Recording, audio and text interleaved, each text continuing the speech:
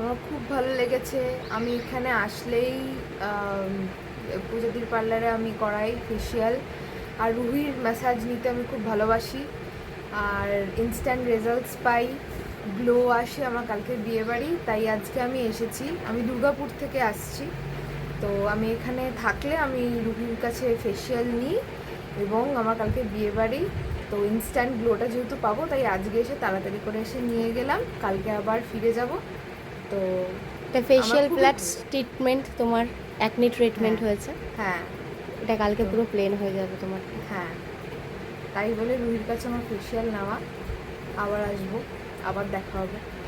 Thank you.